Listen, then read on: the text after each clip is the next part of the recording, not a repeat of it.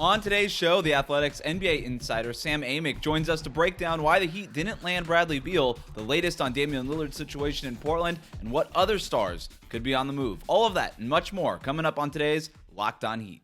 You are Locked On Heat, your daily Miami Heat podcast. Part of the Locked On Podcast Network, your team every day.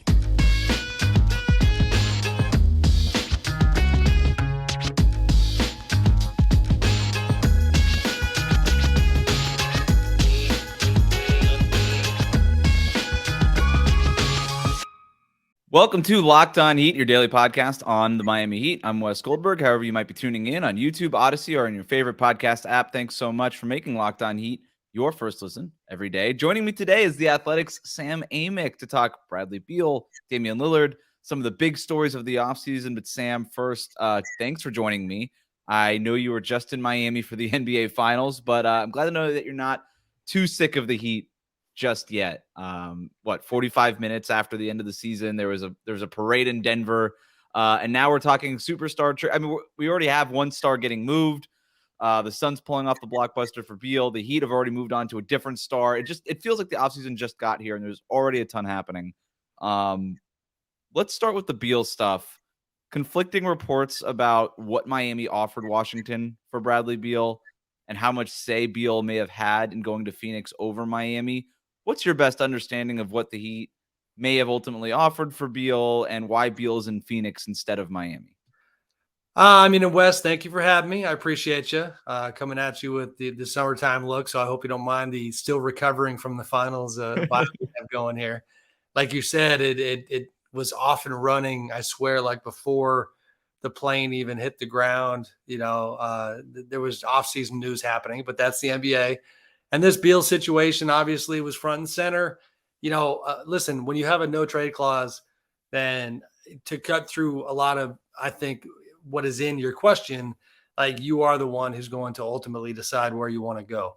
Add in the reality, and this is so unique, that you have the agent, Mark Bartelstein, being the father of the CEO of the Phoenix Suns, Josh Bartelstein. That's another very unique component. Yeah. That I do think to a nuanced degree played a part. The Heat, I don't have clarity on what they ultimately had on the table, but I do probably subscribe to the idea, the belief, the opinion that some others have shared that, if you just look at the Heat's path forward versus the Suns' path forward, the Heat having a guy like Tyler Herro, who is paid, significantly less than Beal at this point, whose production for within the past couple of years is somewhat on par. I mean, there's a massive gap. It's a big gap, but he's a very productive scorer and a guy who is, average at best defensively. You could make that argument about Beal. I think if you're the Heat, it came down to the question, I would presume, of, just how much greater are our championship odds if we do this kind of a deal. And I think, honestly, we'll see what happens in these next 4 or 5 days. But if I was running that team with Pat Riley and Andy Ellisberg, I think targeting somebody like Damian Lillard and waiting for that big fish and letting Beal go off to Phoenix would probably be the move that I would make as well. And I just think that, again, it goes back to Beal. He somehow, some way convinced the Wizards to give him that no trade clause that, is one of the most kind of disastrous moves we've seen in this generation, really, from a front office ownership standpoint. And that's all on Ted Leonsis, the Wizards owner. But, Brad was in control, and I think he's probably very happy to be in the Valley of the Sun. Yeah, from my understanding, Herro was never on the table for Bradley Beal. I get that as from Miami's perspective. I wouldn't have included Tyler Herro in a Bradley Beal deal. Like you said, it's just when you consider the age, 7 years younger, the production is what it is. He's a 20-point per game scorer. Beal over the last couple of years is 23 points per game, and I know we could get into more than just points per game, and it is much more nuanced than that. But when you've got a guy who's 7 years younger, half the price on a pretty good deal, and you know him and you like him and you like the work ethic and all that stuff goes into it too, I understand why you wouldn't include him in a deal.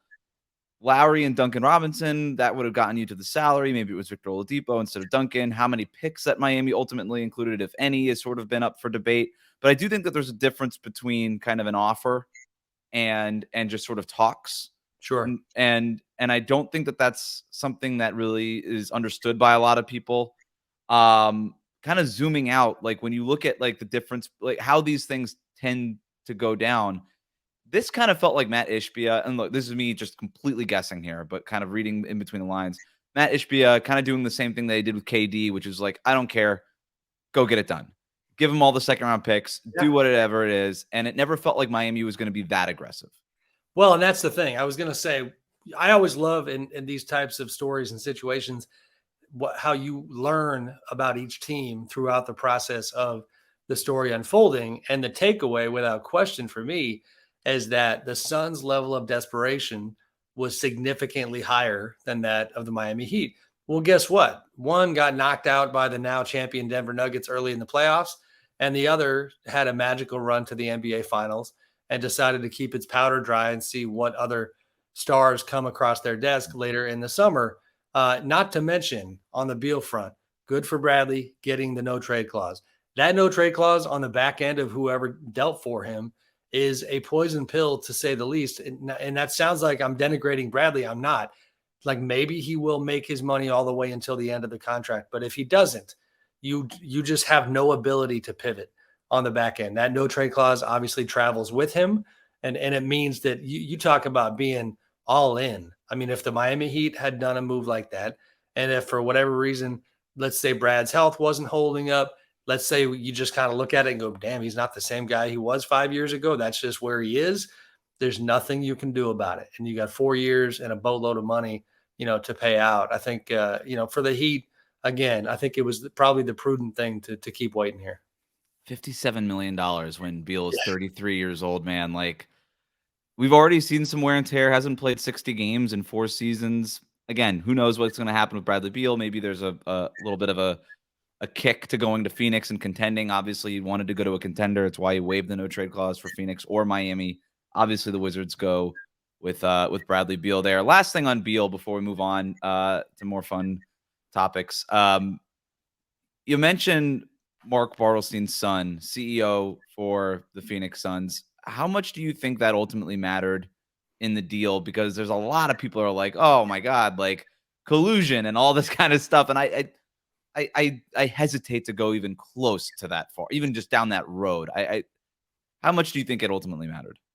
No, I don't. And I know Mark pretty well, but more importantly, that part doesn't even matter. I mean, to allege collusion is to have zero regard for Bradley Beal's independence, intellect, player empowerment era that we are in.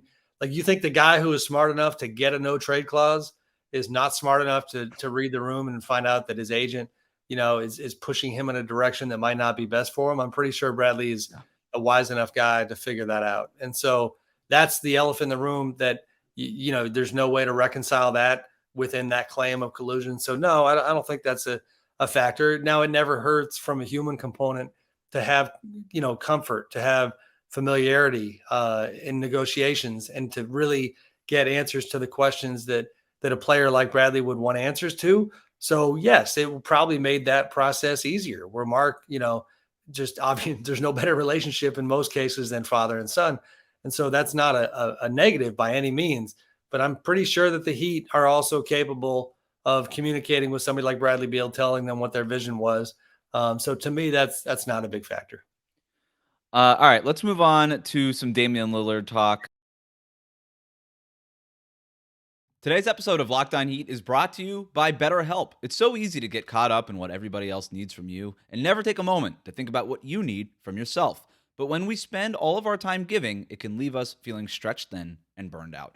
Therapy can give you the tools to find more balance in your life so you can keep supporting others without leaving yourself behind. If you're thinking of starting therapy, give BetterHelp a try. It's entirely online, designed to be convenient, flexible, and suited to your schedule. Just fill out a brief questionnaire to get matched with a licensed therapist and switch therapists at any time for no additional charge.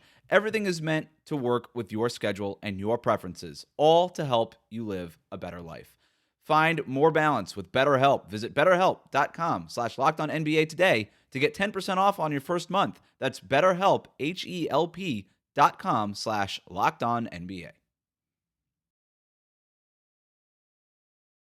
Thanks again for making Locked On Heat your first listen every day. Every day is tomorrow. We're going to be joined by NBA draft expert Adam Spinella to look at some of the prospects who can make an immediate impact for the Heat with the 18th pick. So make sure that you're subscribed on YouTube and on your favorite podcast app. I do want to ask you about Damian Lillard here with Sam Amick from The Athletic. He's the next guy that most people expect the Heat to pursue here. It makes sense. He hasn't requested a trade. Portland isn't fielding any offers from what we know about, at least what's been reported. What's your understanding of Portland's position right now? Yeah, that they are proceeding as an organization that does not want to trade him, and they have zero interest in trading him. Now, the major caveat there is that I do think that if and when Damian finally, picks up that phone and calls Jody Allen, calls Joe Cronin and says, listen, it's nothing but love between me and this organization, this city, but you drafted Scoot Henderson, you drafted Brandon Williams. I'm not seeing it. It's going to take too long. The gap is too wide between what we have, and what the Nuggets and everybody else at the top of the West have. I want to go.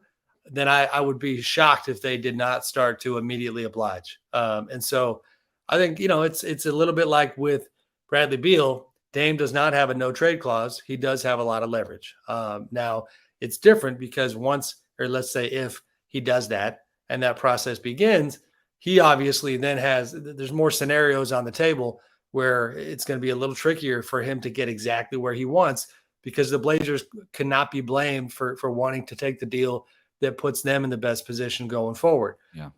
So, that's why all these front office folks get paid the big bucks. The Heat scenario, just from a fantasy basketball standpoint, I have to be honest with you, Wes, like it's been a while since I saw something like that, where the fan in me, and I just mean in terms of enjoying the game, was kind of going, okay, yes, please. Like I would like to see that. I appreciate Dame's game. I appreciate his journey, who he is as a person. I respect the hell out of Jimmy Butler as a competitor. And then even in these finals, I don't get eased all that often. I spent a lot of time around the Heat in the bubble, but since then hadn't been around their group as much as I had the last couple of weeks in the finals. Seeing Bam Adebayo and the way he's wired all the way down the line, it's cliche but true, the Heat culture, Eric Spoelstra talking about their entire group, like the idea of Damian Lillard in that environment, I think is like intellectually really stimulating. Like I want to see that because we know who he is as a talent, but put him in that kind of competitive environment, and I think it'd be fun to see. It's just a matter of whether or not, the Heat could put something together that makes the Blazers say, that's the deal for us. So, I think we're going to have a lot of noise on that front in the next 10 days or so. Like you said, the idea of Damian Lillard is worth keeping your powder dry if you're the Miami Heat, considering everything we already talked about in terms of cost for Bradley Beal, what that could look like in terms of, assets going out, back end pricing and all that stuff. And quickly, sorry for interrupting, Sure. And considering basketball wise, what we just watched in the finals, like it's just, you do not have to be a basketball savant to watch those finals and say, wow, this dude would fit in beautifully. And he would absolutely fix a lot of the problems that ailed them against the Nuggets. And so, when it comes to the basketball fit, I think it'd be tremendous. What Jokic has with Jamal Murray in terms of that big, like playmaking big man with scoring guard kind of thing there. What we've seen in Golden State, obviously with Steph and Draymond, like Bam Adebayo is kind of in that same cut from that same cloth in terms of this versatile playmaking center. Like, can you and he's never had a guy like Damian Lillard. Damian Lillard's never had a player quite like Bam Adebayo to play off of. He's always had to create everything for himself in Portland for the most part. Like it would be just from a basketball sense, almost like Nirvana for both Damian Lillard and Bam Adebayo. And then, like you said, dude's just like an absolute killer. And you put him in Miami. Like the personality stuff, Wes. Yeah. So I like everything you said about Bam. Now flip it the other way. What do we hear all through the finals, all through the season from Jimmy Butler? I'm not a superstar. There's no such thing as playoff Jimmy. I don't need to shoot every time. Like, guess what? Like Dame's okay shooting every time. In terms of complementary ethos and personalities and mentalities, I think they would be fantastic as well.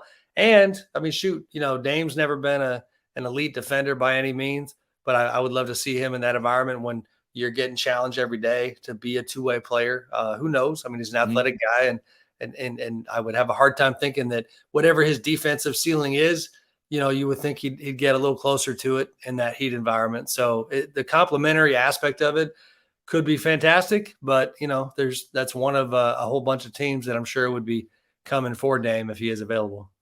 Would it be like a Rudy Gobert, Kevin Durant haul for Lillard, considering he's 32? And I mean, we talked about Beal's contract. I mean, Lillard's contract is, I have the numbers here. He's going to be 45.6 this year.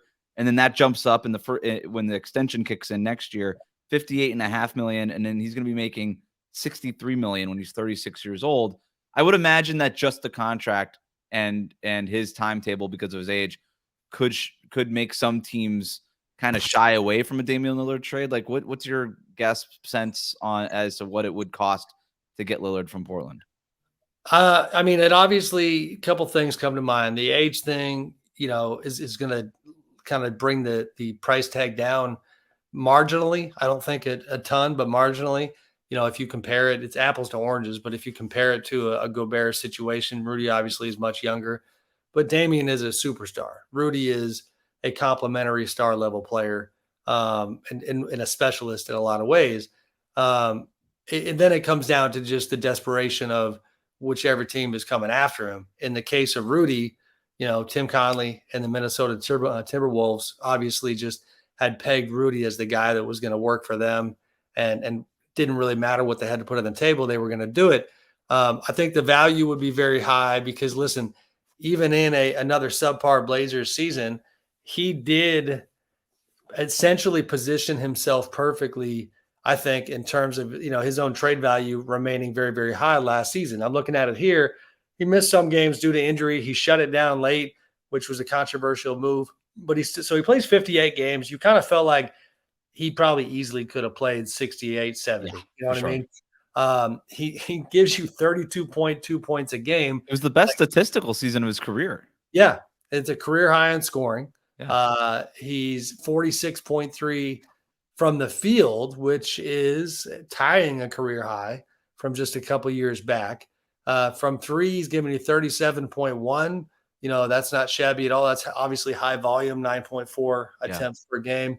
So, 7.3 assists, 4.8 boards. It's just, you talk about plug and play and having a lot of faith that he would be himself in a new environment. I think you'd have a good reason to have some faith and a lot of faith. The core surgery that he had seems to have been, fixed.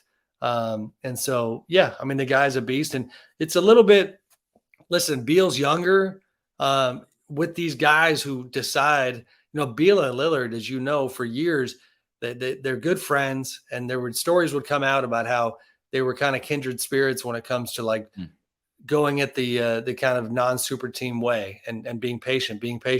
But then you look up and the clock keeps ticking, and now you're in your 30s. Now you're getting into your mid 30s. Dame in particular, his shelf life is, next 3-4 years is going to be the end of, I think, kind of his prime. He knows that. And we'll see if he can get to a better spot here. If I'm the Heat, I've got Tyler Herro in terms of, I guess, sort of the blue chip young player to include in a deal. It would be Kyle Lowry and Duncan Robinson salaries, probably one of those two to kind of get up to that Damian figure. And then I've got up to 3 first-round picks that I can move. And that's probably my starting offer is right there. It's like, hey, take it all. Here it is. Maybe then you start to hash it out over a Nikola Jovic, who they picked in the first round last year, some interesting young players like a Haywood Highsmith or Omer Yurtseven under contract, something like that. But like Herro plus one of those Lowry Duncan contracts, and then the 3 first-round picks, and then you can get into the pick swaps and all that nonsense too afterwards. But that to me is the offer, and I really don't know how many other teams in the league are going to be willing to get up. I'm not saying it wouldn't happen, but like I said, Lillard is at a specific moment in his career, making a lot of money at a certain age. I do wonder how much other teams, or if any other teams, would be interested in Damian Lillard, and if they could beat that offer. I guess it depends on what Portland thinks about Tyler Herro. I don't know. It's a good offer, and again, even though Dame doesn't have the no trade clause, if Dame is looking at their group and saying that's where I want to be, they're smart enough to know that in terms of the narrative and his legacy in Portland, assuming that, I mean, by all accounts, that relationship is still strong right now. And so I think the Blazers would prefer that it stay that way, even if he's not there.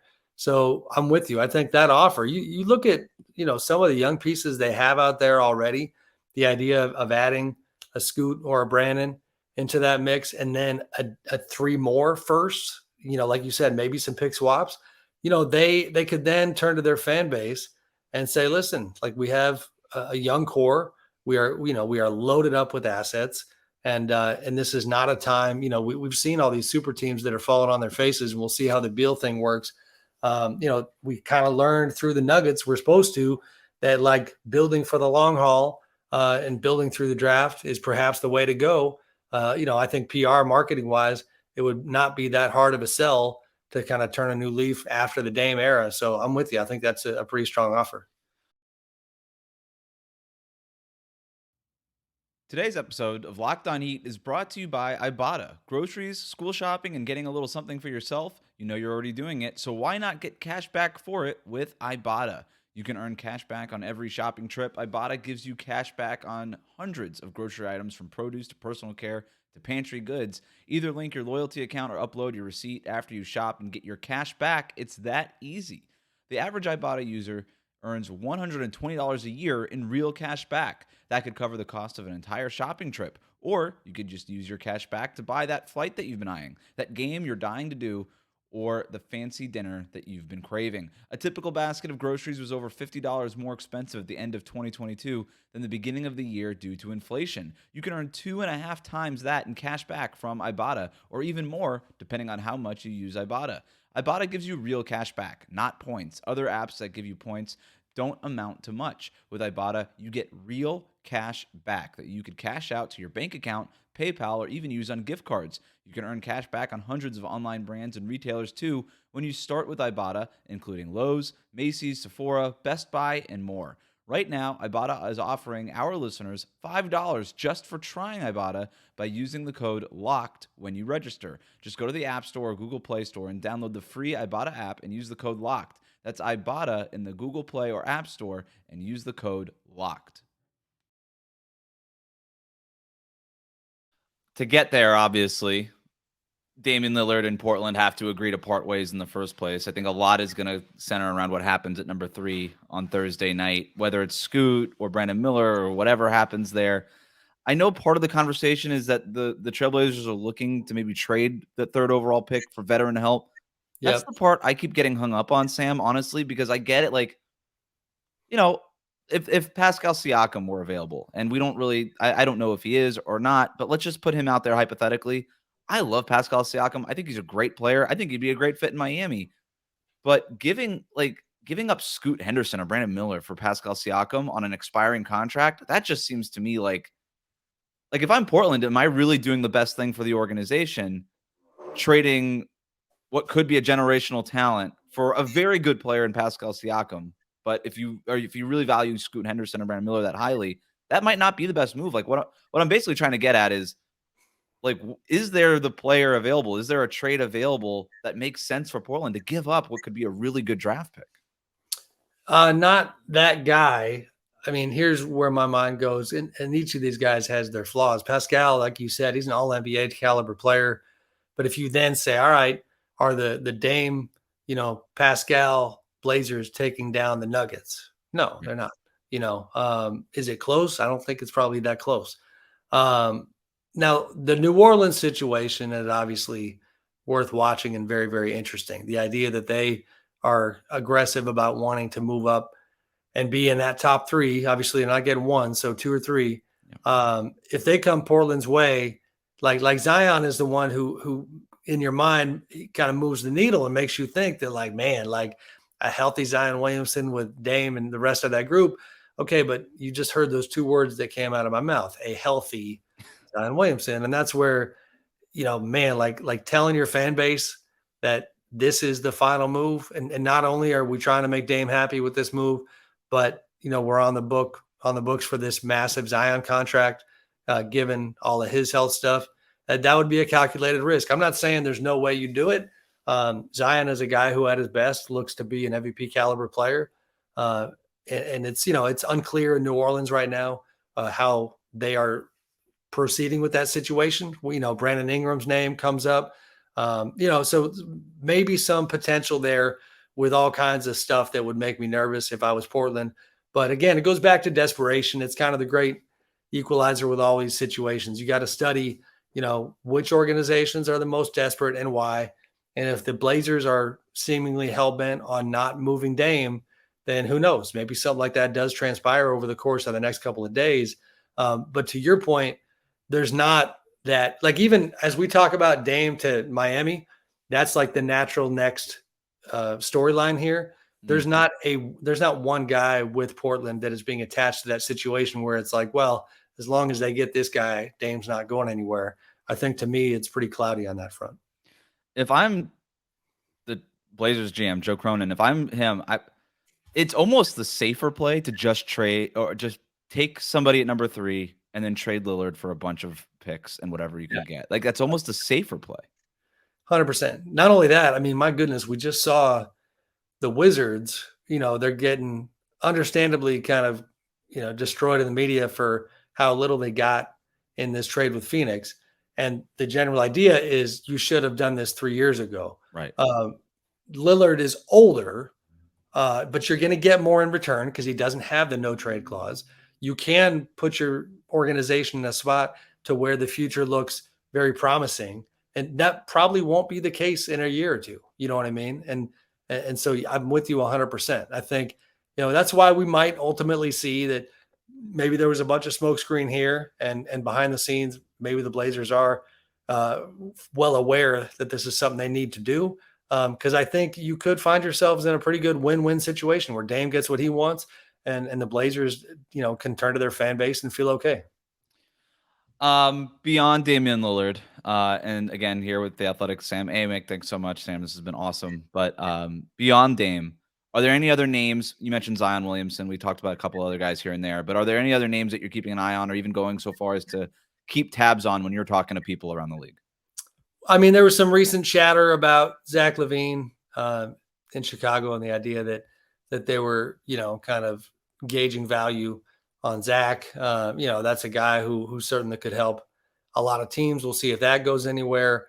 To a lesser degree, you have the Chris Paul situation, which Chris, it's funny. We all kind of act like he's 47 years old. Like he's 38. He is injury prone. He's not the guy that he used to be.